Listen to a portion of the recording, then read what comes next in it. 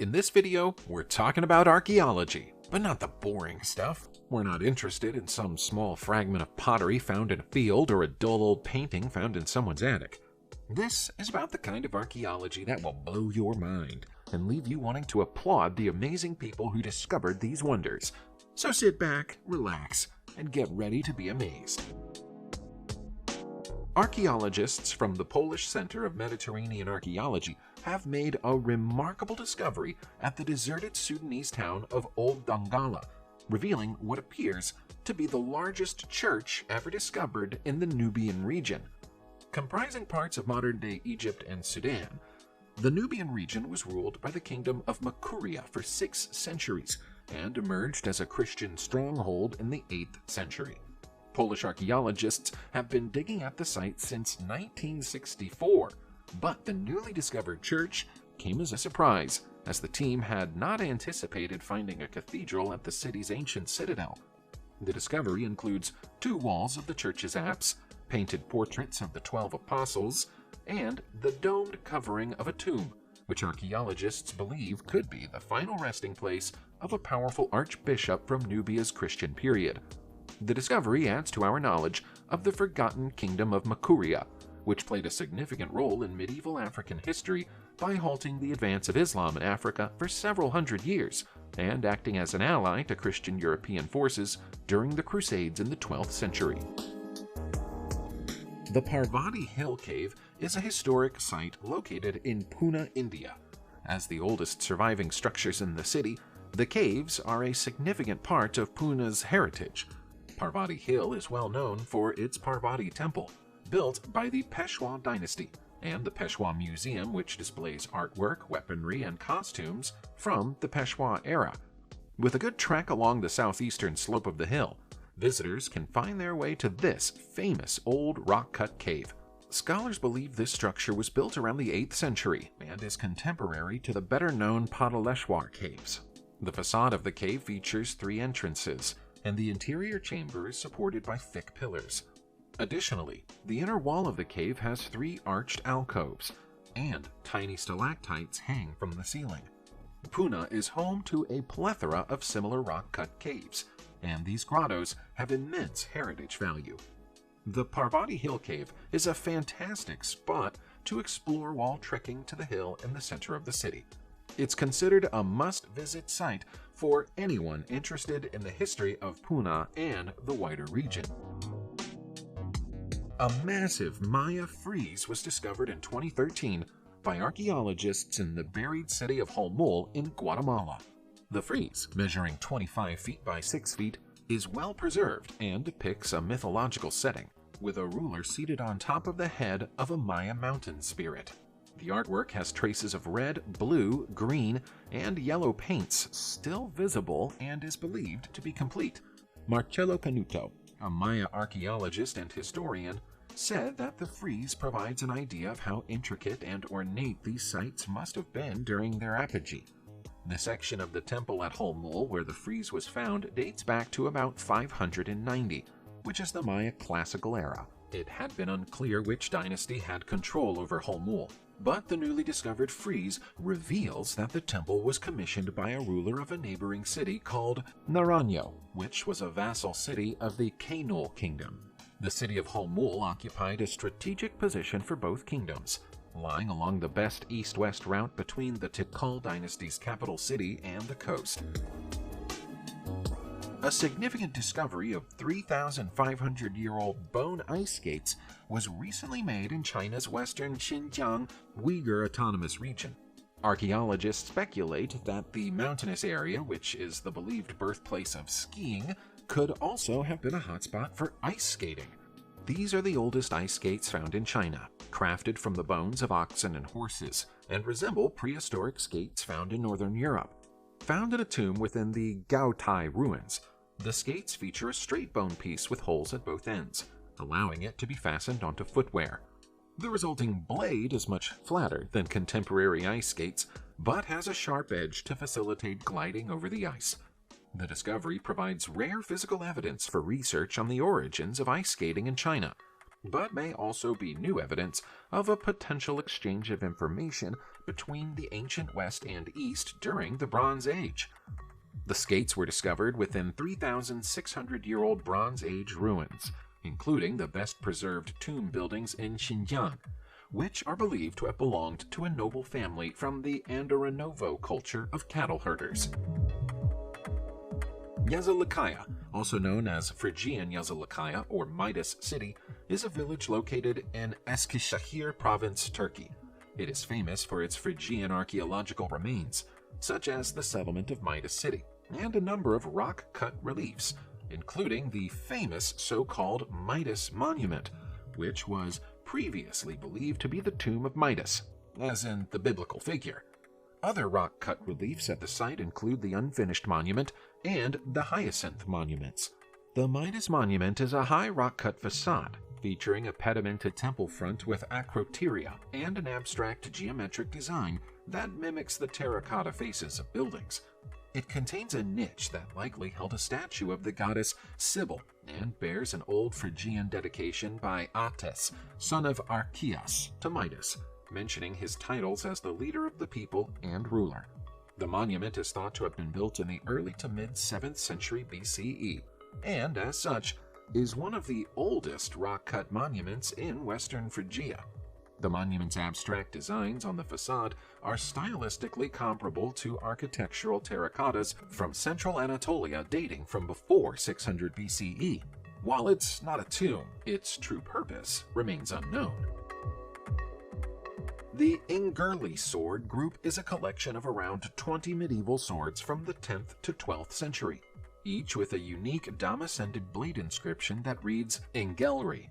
This inscription has several spelling variations, including Ingellard and Ingelrilt, and is comparable to the much older Ulfbert group, which dates from the 9th to 11th century, and has about 170 known examples. Ewart Oakeshott, a renowned British sword expert, identified 13 swords with the Ingelri inscription in 1951. He also proposed that another sword found in the riverbed of the old Nene in 1895, which is now in the collection of Weisbach Museum, may also be an Ingelri sword. This claim was supported by fellow expert Hilda Davidson, who suggested that the sword could be the 14th known example of the Ingelri group. Other variations of the inscription have also been discovered on Ingelri swords. For instance, a sword found in Sigridsholm, Sweden, has the inscription Ingurlri Mephiset, while a sword found in Flemma, Norway, has the inscription Ingurlri Fesset. The meanings of the engravings on these swords might never be known, but their survival is a testament to the advanced metallurgical skills of medieval swordsmiths and their ability to craft fine weapons. The Kunsthistorisches Museum in Vienna houses a marble bust from the mid-5th century known as the head of Eutropius. It is believed that the bust represents Eutropius, a 4th century Roman official, and was discovered in Ephesus before it was moved to Vienna. Although the identification of the subject is traditional rather than being based on solid evidence, scholars suggest that it's probably correct because of the stylistic features of the bust. The style of the head of Eutropius resembles the work produced by the studios in Ephesus or Aphrodisias during the 5th century, which was characterized by intensely expressive works influenced by Theodosian art. The head of Eutropius is part of a theme of bearded philosophers' heads that originated in Athens during the 5th century BCE. All of these busts have a fixed and intense gaze with wavy flowing hair. The bust's excavation context and style suggest that it was created between approximately 425 and 450. The head of Eutropius is significant as an example of the classical influence on 5th century art in Ephesus, which was a center of cultural exchange and artistic production during that time. The site of Eketorp in Åland, Sweden, has been of enormous importance at 2 different points in Swedish history. It was created as a hill fort during the Iron Age, and was then almost completely knocked down, rebuilt, and significantly enlarged during the Middle Ages. It was a purely defensive ring fort when it was first built, but over time it became a protected medieval town, and then eventually a cavalry garrison. These days, it's a tourism hotspot and a popular choice of backdrop for people who like to reenact medieval battles. Many archaeological digs have been carried out here over the years, resulting in the discovery of more than 24,000 ancient artifacts. The site is sometimes referred to as Eketorp Castle, although that's not technically accurate. The original walls and buildings were created at the start of the 5th century, but Eketorp was mysteriously abandoned during the 7th century until redevelopment work began in the 11th century. It's thought that a round shape was chosen for the walls because the fort was built on a flat level plain, making attack equally likely from any side. You could argue that makes it a poor choice of location for a fort, but who are we to argue with these ancient builders? Tuvicedu is a hill located in the city of Cagliari, Sardinia, that houses a Punic necropolis, which is considered the largest in the Mediterranean. The Carthaginians chose this hill to bury their dead between the 6th and 3rd centuries BCE.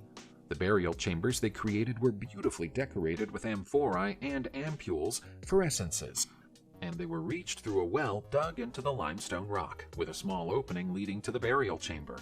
Some of the famous tombs discovered in the Punic necropolis include the Uraeus tomb, Fighter tomb, and Wheel tomb, all of which were decorated with palm trees and masks. On the slopes of the Tuvicedu hill, there is also a Roman necropolis, primarily consisting of Archaeological tombs and columbaria, overlooking the exit road of the city. In May 2014, the necropolis was open to the public.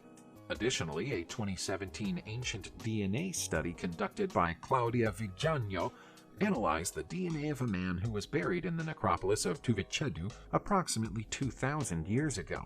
The results showed that he carried the code 39 mutation that causes beta thalassemia, a blood disorder which can still be found in the residents of Sardinia today. Let's talk about the legend of Dracula, the world's most famous vampire. We all know that Dracula is a fictional character. He was created in 1897 by British writer Bram Stoker. Why is it then that in 2014, a team of archaeologists claimed that they'd discovered Dracula's former dungeon in the north of Turkey? The answer to that question is that although Dracula is fictional, the character is based on Vlad the Impaler, and Vlad was very much real.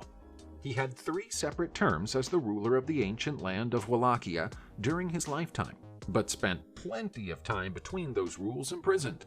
Experts now believe that one of those terms was spent here, in a secret network of tunnels and dungeons below Tokat Castle. It's thought that he and his brother were both captured by the Ottomans in 1442, and were only released after the capture and execution of their father. It was only after this point that he began to impale his enemies on spikes, so you could even say that the real legend of Vlad the Impaler began within these walls. Archaeologists didn't get around to discovering the Saadian tombs of Marrakesh, Morocco until 1917. That isn't really their fault though, as the tombs had been deliberately hidden for hundreds of years.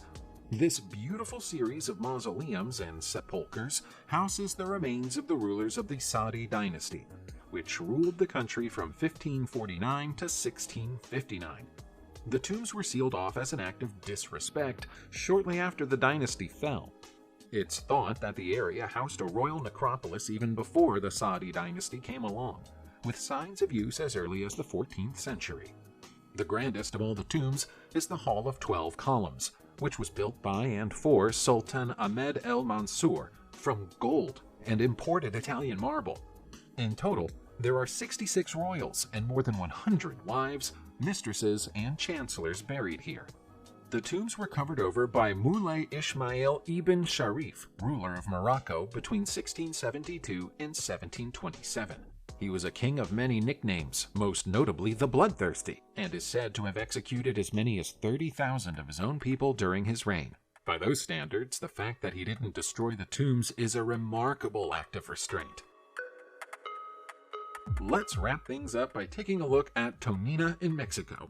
Mexican territory is covered in ancient Mayan ruins, some more famous than others. Tonina is among the least famous, which is a real shame because it's also among the most fascinating.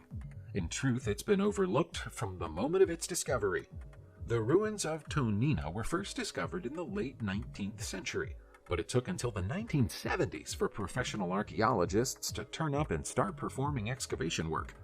That work uncovered the terracotta Acropolis, along with 2 well-preserved Mesoamerican ball courts. Archaeologists believe there's still plenty here waiting to be discovered, and they'd like someone to provide them with funding so they can go looking for it. The stelae at the site of Tonina are exceptionally detailed, telling the story of the torture and eventual brutal murder of the city's enemies in vivid graphic terms. The last Mayan long count date can also be found here, marking the end of the Classic Era in the year 909. Nearby Palenque gets a lot more visitors, which is a fact that probably wouldn't sit well with Tonina's ancient occupants if they knew about it. It was they who attacked and sacked Palenque in the first place.